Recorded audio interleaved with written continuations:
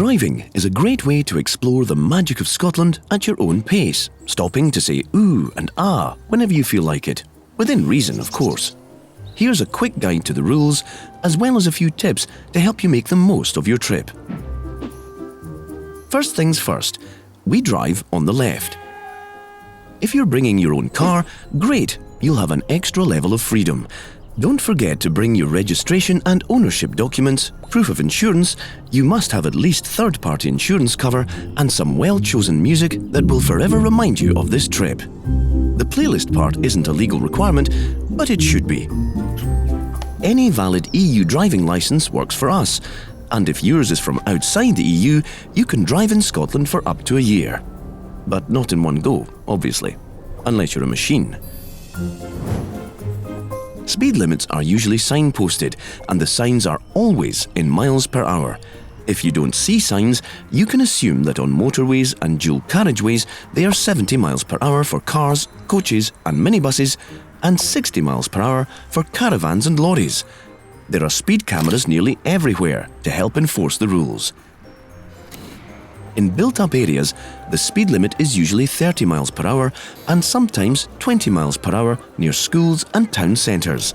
Outside built-up areas, it's 60 miles per hour for cars and 50 miles per hour for bigger vehicles.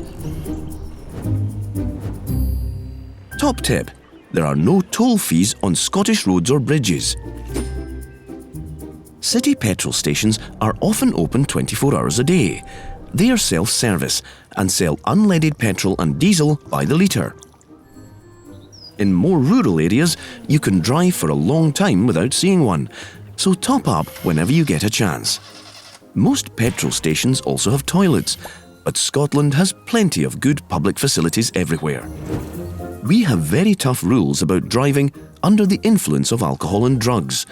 We're even more strict than the rest of the UK, and there are heavy penalties if you have more than 50 milligrams of alcohol in 100 millilitres of blood.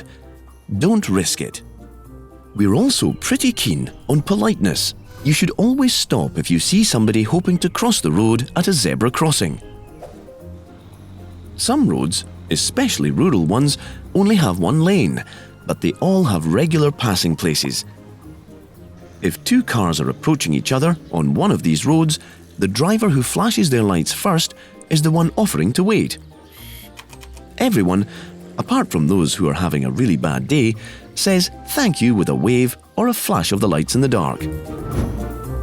Top tip: if you've pulled over on a narrow country road in the dark to allow the oncoming car to pass, other drivers really appreciate it if you switch from headlights to side lights to help them see better.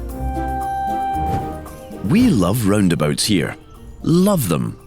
Turn left onto roundabouts and give way to vehicles on your right. Everyone in the car must wear a seatbelt, and children must normally use a child seat until they're 12 years old or 135 centimetres tall, whichever comes first. Car hire companies usually provide these, and whilst it's tempting to tell the world about our beautiful scenery, it's illegal to use a handheld phone while driving.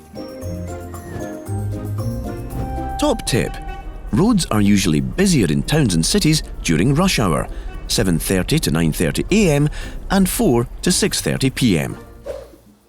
In rural areas, you will often see animals on or beside the roads. Their regard for the highway code needs work, so you have to be patient with them. Watch out in particular for pheasants. Those birds are very pretty, but they're famously stupid when it comes to traffic. Have a wonderful trip, a smooth drive, and happy, happy memories.